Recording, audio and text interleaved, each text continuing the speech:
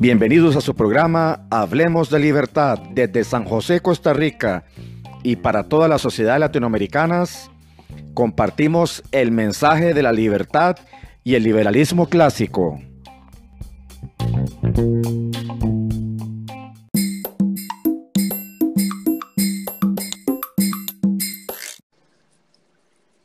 Buenos días. Vamos a iniciar con el tercer episodio del programa Hablemos de Libertad. Para este episodio vamos a continuar con el análisis de casos de las aplicaciones del liberalismo en la vida cotidiana.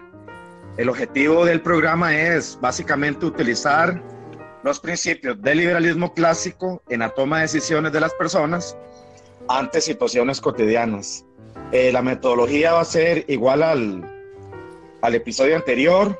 Mi persona, Ereo, va a explicar una serie de casos y los compañeros Annalise, Adam y Hermes van a tratar de dar respuesta a estas interrogantes. Voy a iniciar con el primer caso. Dice: provengo de una familia bastante religiosa, pero no soy devoto a ninguna religión. Creo que el aborto debería darse en caso de violación o en las primeras semanas de gestación. ¿Qué posición sobre este tema debo asumir como liberal clásico? Bueno, muy buenos días. Un gusto estar aquí con ustedes otra vez, aportando el poquito de conocimiento que uno pueda tener. Creo que, bueno, el aborto es un tema muy crítico, ¿verdad? Muy sonado en los últimos meses, en los últimos años. Como liberal clásico, como cualquier liberal, uno de los principios liberales es respeto a la vida. Entonces, por lo menos yo estoy contra el aborto. Ahora bien, dándolo en un caso de violación, pues hay ciertas propuestas de acompañamientos a la víctima como tal de violación, y para que en determinado momento, pues cuando nazca el bebé, lo den adopción. Ahora bien, desde ese punto de vista, aunque hay otra corriente liberal que dice que el cuerpo es de la mujer y la mujer tiene el derecho de decidir sobre él, pues hay muchos ejemplos de personas que son nacidas a partir de una violación y son personas totalmente sin ningún problema, y también las mamás, o sea, no tuvieron ningún problema. Aparte que, bueno, se cree que el aborto no es así como nada más ya sáquelo y ya, que no traumatiza, que no tiene ninguna consecuencia psicológica, pero hay estudios que demuestran que sí las tienen y que requieren acompañamiento y requieren otro montón de cosas, ¿verdad? Entonces no es como una decisión así. Como liberal clásico, o como liberal, para mí es una contradicción que un liberal esté a favor del aborto, para mí, porque Okay. El clásico y los liberales pues defendemos el derecho a la vida. Excelente. Vamos a continuar con el compañero Hermes. Ok, bueno, un saludo, muchas gracias que nos estén escuchando en este tercer episodio. Esta es una pregunta, como algunas de las anteriores, del programa anterior, controversial, ¿verdad? El aborto en sí no es una pausa o una suspensión, es terminar con una vida. Hay una postura que me parece muy buena, que es la de Ron Paul, que no solo es liberal y es considerado entre Estados Unidos como un republicano liberal, sino que además es obstetra, ¿verdad? Entonces tiene una experiencia muy grande con casos complicados de partos y demás. Es lo que plantea la pregunta: ¿qué pasa si el embarazo no se descontinúa? La mamá sigue comiendo y ya van a ser un bebé, ¿verdad? Eso es como lo que pasa. Entonces, el embarazo en sí no es una enfermedad, no es algo que sea un parásito, como inclusive se han mencionado algunos liberales como Rothbard en alguna postura un poco extrema de decir que está implantado ahí como un parásito. Es simplemente un proceso natural. El tema de la violación, si bien es algo físico, ¿verdad? Es un abuso, una agresión, digamos, la víctima es la persona violada, y el hijo de esa persona violada también es víctima de cómo surgió, ¿verdad?, ese trastorno. Pero no podemos pensar que victimizar más a la víctima va a resolver el problema. O sea, las políticas creo que van por la parte de que el violador sufra una condena y ojalá bastante amplia, y en algunos casos se ha dicho inclusive en temas como la castración química y todo, en algunos países ya se aplica, porque la parte de la violación es un deseo incontrolable de hacer algo que ellos saben que está mal. Digamos, el violador no piensa que está haciendo un bien, sino piensa que está haciendo algo mal, pero no se puede controlar. Por otro lado, a la hora de abortar, la mujer no simplemente es abortar, por más médicamente que se haga y se haga con todos los procedimientos, muchas veces inclusive es todo el legrado y todo, la mujer tiene que ir y casi como un parto, ¿verdad? Entonces, al final del día es una experiencia traumática. La opción de la adopción yo siento que debería de fortalecerse. O sea, partimos de que como liberales clásicos estamos en un estado donde ya de por sí hay impuestos y algo se puede redistribuir, o sea, como en que esas víctimas de verdad obtengan una atención, se les aleje del violador, porque el problema es cuando se da luz y regresan a la casa. Digamos, muchas de las violaciones suceden dentro del ámbito familiar o cercano, lamentablemente. A esa persona hay que buscar una reubicación que pueda seguir sus estudios y demás. Y al bebé que nace, ya sea que la mamá quiera mantenerlo o no, ¿verdad? O sea, hay muchos procesos que hacen de que una vez que pase el embarazo, la mujer sí desea tener el hijo y demás. Y por otro lado, no por abortar se le va a olvidar lo que pasó. La violación es algo que va a estar en su mente siempre y requiere como tratamiento. Entonces me inclino a pensar que lo mejor es que no haya un aborto, a menos de que la vida de la madre corra un peligro de una forma inviable, ¿verdad? Y eso es algo que lo determinarán los médicos. A veces el problema ideológico es el tratar de dar una postura de algo que es técnico, ¿verdad? Entonces, la propuesta filosófica mía sería de estar... Ok, excelente. Continuamos con la compañera Annalise. Buenos días, muchachos. Bueno, este es un tema en el que hay distintas posiciones entre liberales, como ya lo han dicho. Sin embargo, yo parto de los 3 principios básicos del liberalismo: vida, libertad y propiedad privada. Nadie puede usurparle estos 3 derechos básicos a un tercero, mucho menos cuando el aborto es usado como método anticonceptivo. Es decir, no me cuidé, quedé embarazada, aborto. Existen varios argumentos que yo no comparto, como que el feto no tiene propiedad privada, cuando debemos entender que la primera propiedad privada que tenemos es nuestro cuerpo. Y a la hora de que el cigoto se forma a partir de 2 células, deja de ser parte de nuestra propiedad privada para tener su propia propiedad privada. Es decir, esto quizás suena un poco complejo, pero si una mujer tiene su óvulo, por más que esta mujer quiera, por sí sola no puede hacer un cigoto. Entonces yo voy a necesitar de otra célula para poder hacer un cigoto. Voy a necesitar de un espermatozoide. Aquí deja de ser parte de mi cuerpo, deja de ser parte de mi propiedad privada. Yo no puedo decidir por la vida de ese nuevo ser. Entonces yo no comparto ese argumento de que como es mi propiedad privada, mi cuerpo, entonces yo decido. No, porque estamos hablando de una nueva propiedad privada, ¿verdad? Y por ende libertad y vida. Otros argumentos son como que no tiene sistema nervioso central, pero a la hora de que se da la concepción ya hay una vida. Un cigoto podrá parecernos muy diferente a un ser humano, pero sin duda es la primera etapa del ser humano. Por apuntar otro, también se dice que la mujer es quien debe tomar la decisión al abortar y nadie más puede interferir. Pero yo me pregunto, ¿fue solo la mujer quien hizo a ese bebé, a ese feto? La palabra del padre no cuenta para nada. Y bueno, suponiendo que el padre también estuviese de acuerdo en abortar, nadie tiene derecho a decidir sobre la vida, la libertad y la propiedad privada de ese nuevo ser. El derecho a decidir de los padres se dio cuando decidieron tener relaciones sin protección, e incluso con protección, puesto que todos sabemos que hay un riesgo y los unimos a la hora de tener relaciones sexuales. Excelente. Excelente. Vamos a continuar con el segundo caso. Este es bastante particular. Dice: mi esposo trabaja en el sector público, forma parte de un sindicato y sataniza a la empresa privada porque dice que generalmente le dan muy malos salarios a los empleados y que las ganancias quedan en manos de unos pocos. ¿Qué piensan los liberales clásicos con respecto al sector público? Bueno, estamos con el compañero Adam. Pensamos que debe ser lo más pequeño posible, o lo más pequeño razonable. Digamos, en la actualidad sería hacer una reducción paulatina, ¿verdad? En ciertas cosas, porque sabemos que tenemos 333 instituciones públicas acá, por lo menos acá en Costa Rica, y que de ellas hay mucha duplicidad de puestos y mucha duplicidad incluso de instituciones, y muchas que ya no cumplen la función para la que fueron creadas, pero aún siguen siendo de parte del presupuesto y siguen consumiendo impuestos, que los impuestos los pagan la parte de la empresa privada. Entonces, yo no pienso que el sector público sea malo per se.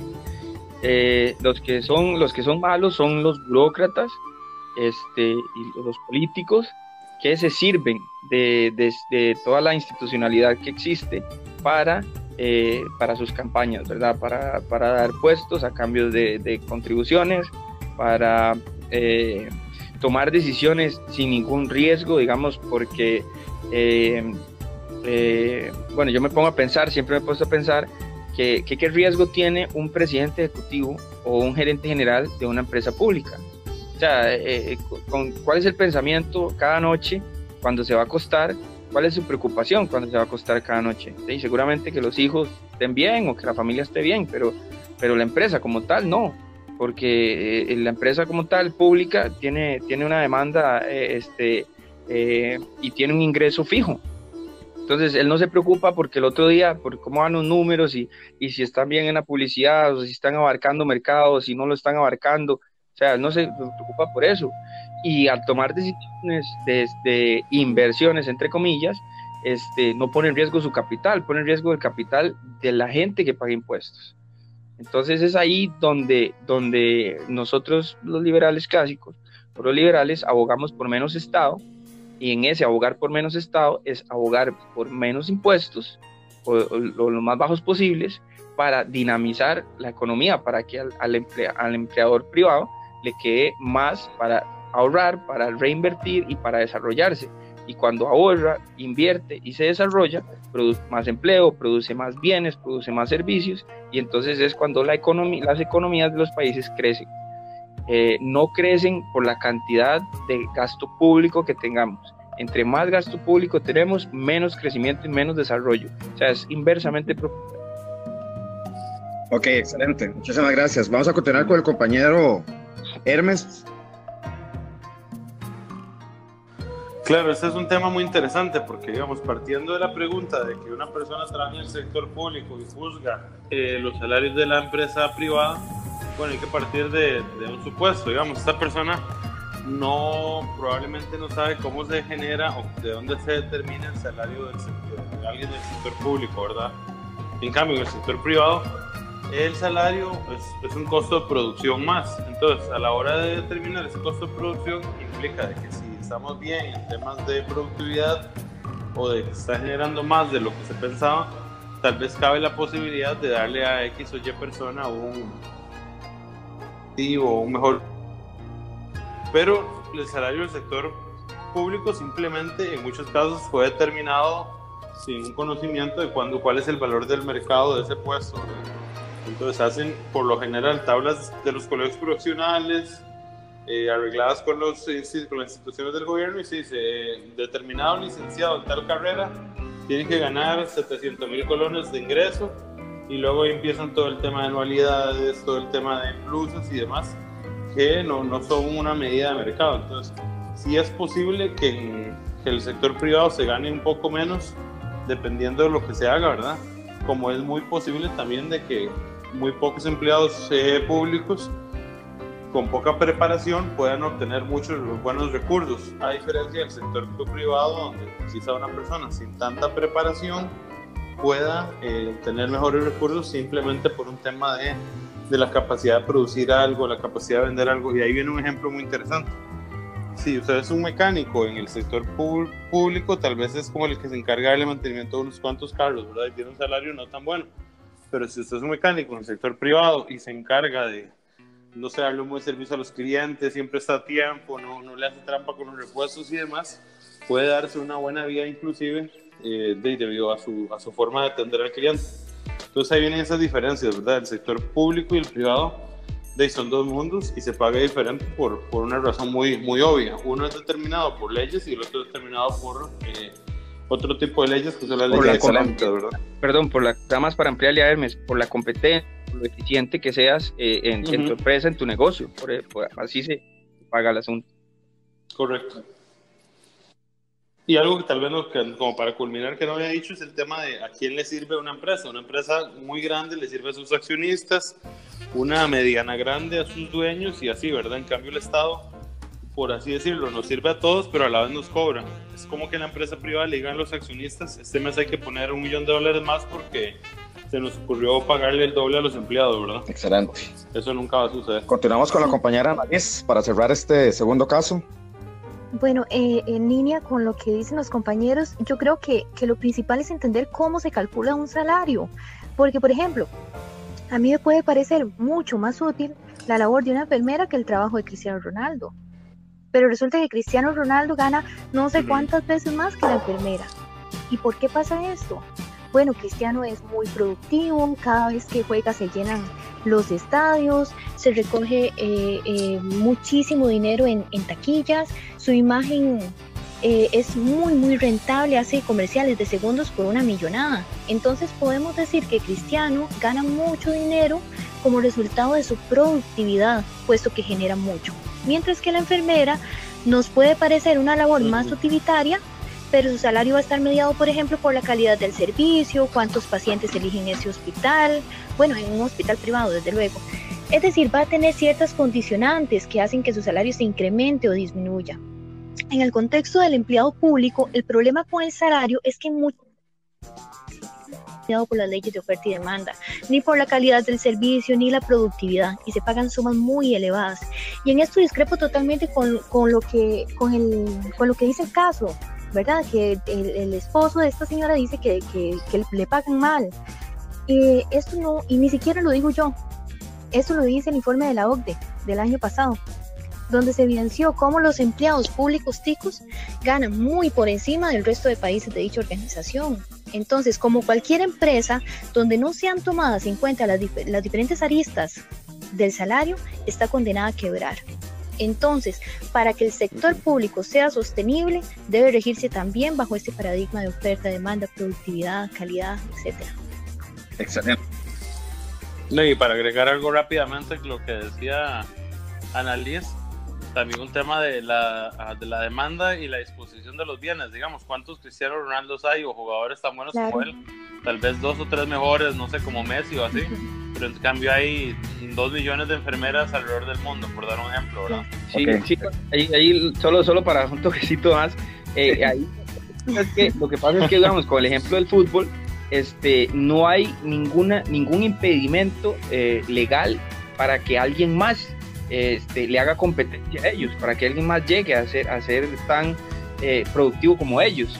En cambio, en el sector privado, en el sector público, hay ciertos impedimentos legales que dificultan ese movimiento de personas en diferentes puestos. Entonces eso también afecta por la legislación laboral y no solo en público, también en privado. La alta legislación laboral afecta para estos movimientos de personas y para que el sector privado sea más eficiente y produzca más y así pueda elevar los salarios de las personas. Ok, excelente. Voy a cerrar con el último caso. Es un caso bastante común. Dice, un sobrino de 19 años consume drogas y ha generado muchos problemas a mi hermana y su esposo, hasta el punto que han tenido que llamar a la policía por lo violento que esta persona actúa. La pregunta ¿es adecuado obligar a mi sobrino a ir a un centro de rehabilitación o no dejarlo salir para que ya no use más drogas? Comenzamos con el compañero Adam. Bueno, en este caso, pues, por algunas experiencias que he tenido en la vida con familiares, siempre se dice, ¿verdad?, que la decisión la primera parte de la pregunta de ir a un centro, debe ser de la persona, ¿verdad? Debe ser del adicto, y cuando toma esa decisión, pues está reconociendo un problema, y a partir de que reconoce el problema, entonces se da la oportunidad para que haya una rehabilitación. Entonces eso, pues los que saben, no lo digo yo, ¿verdad? Los que saben, psicólogos y psiquiatras, pues, sin esa decisión no se puede optar por una rehabilitación, ¿verdad? O sea, no lo podemos obligar a ir. La otra parte, no dejarlo salir, pues creo que es extremo, ¿verdad? Estas personas, si no tienen o sea, no dejarlo salir de la casa, entiendo yo que la pregunta, pues nosotros no tenemos armas o los conocimientos para darle una verdadera atención, y en periodos de estas personas que son adictas, verdaderamente adictas a las drogas, en esos periodos cortos o grandes de desintoxicación, o sea, como encerrarlo en la casa y no dejarlo salir, se vuelven más agresivas todavía y pueden haber más problemas todavía. Okay, entonces, claro, yo sí creo en la legalización de las drogas, no para liberalizar las drogas y que todo el mundo consuma drogas, y que no, pero sí creo en la legalización de las drogas para disminuir el mercado negro que existe y toda la criminalidad que existe detrás del mercado de las drogas, ¿verdad? Al hacerlo legal, todas estas disputas se podrían resolver de manera legal, porque hay una legislación, y el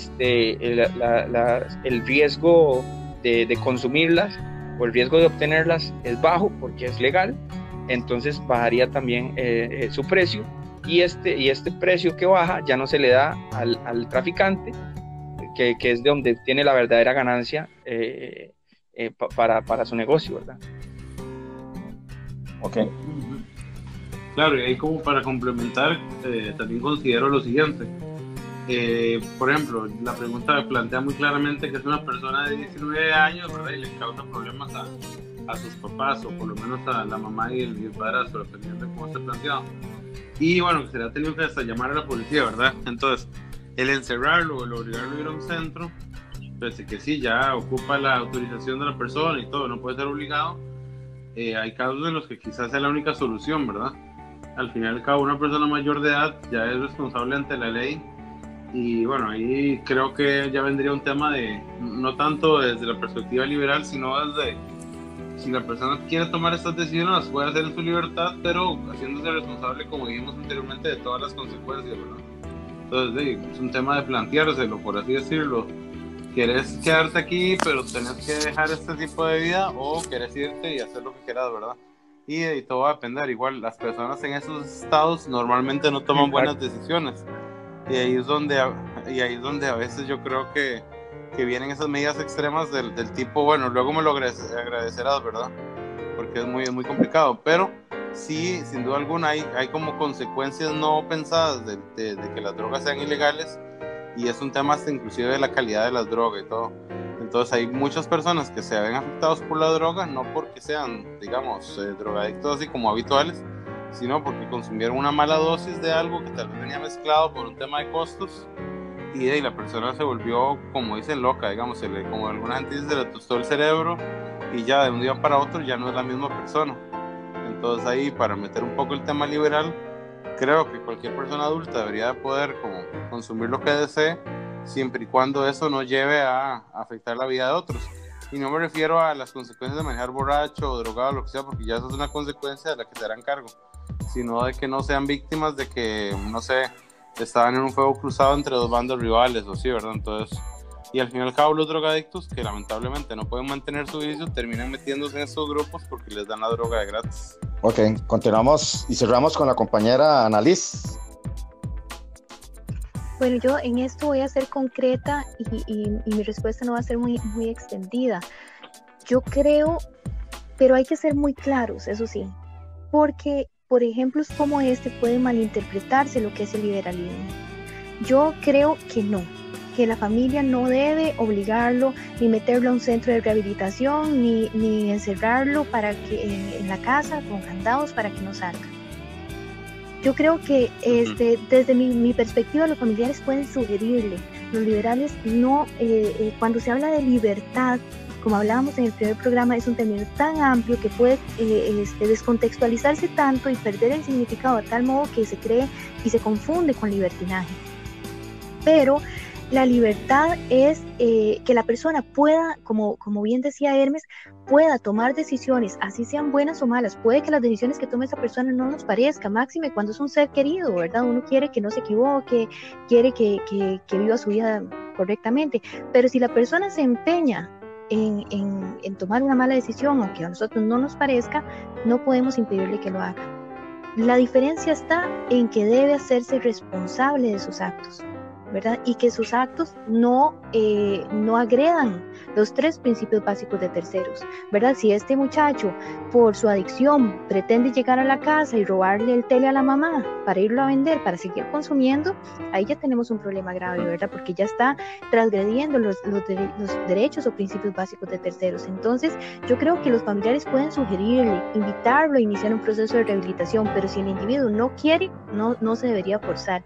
El liberalismo nos dice que cada quien es dueño de su cuerpo y libre de hacer con él lo que le plazca, siempre y cuando se haga responsable y lo que él decida hacer no daña a terceros, ¿verdad? Esa sería, yo quisiera enfatizar en eso porque me parece que es muy importante recalcarlo. Ok, excelente. Les voy a agradecer si se despiden de los radioescuchas para cerrar con el programa. Claro, Okay. Muchas gracias nuevamente. Ahí vamos avanzando. Esperemos que sea de interés y que nos comenten qué les parece, están de acuerdo, no están de acuerdo, como les decía, como les he dicho en los programas anteriores, que nos propongan temas para tratar, que interactúen ahí de alguna manera con nosotros, para hacer crecer el proyecto y para hacer crecer las ideas. Saludos a todos. Ahí ya con 3 programas tenemos ahí a ciertos admiradores de Annalise. Exacto. Saludos para él. Y bueno, ahí vamos viendo. Muchas gracias. Sí. Bueno, no, yo también Bueno, quería... Ok, no, adelante, Hermes. Ok, perfecto. No, sí, que casi nos olvida saludar a los miradores desde el primer programa nos dijo y no lo habíamos saludado, pero bueno, a todos los que igual nos han sugerido temas o así en privado, vamos a ir tratando de tocarlos todos los temas, ¿verdad? Y conforme pase el tiempo, agradecerles también porque ya vamos por el 3er programa y es muy bonito estar tratando esos temas y cuestiones de la vida real, de la práctica, como pasó con estos casos, ¿verdad? Estos últimos 2 programas. Esperamos que sean de su grado. Como ustedes ven, no todos pensamos igual en todo y el liberalismo es más como un marco de referencia que una receta mágica, ¿verdad? De mi parte, igual invitarlos a compartir el podcast con sus compañeros, con amigos que no conozca esto y agradecerles. Hasta luego. No, yo nada más agradecerles y esperando que nos escuchen el próximo sábado también con más temas y súper agradecida con todos los que nos han escuchado. Bueno, terminamos con este 3er programa de Hablemos de Libertad. Muy pronto estaremos de vuelta con más libertad y más liberalismo clásico. Buenas tardes.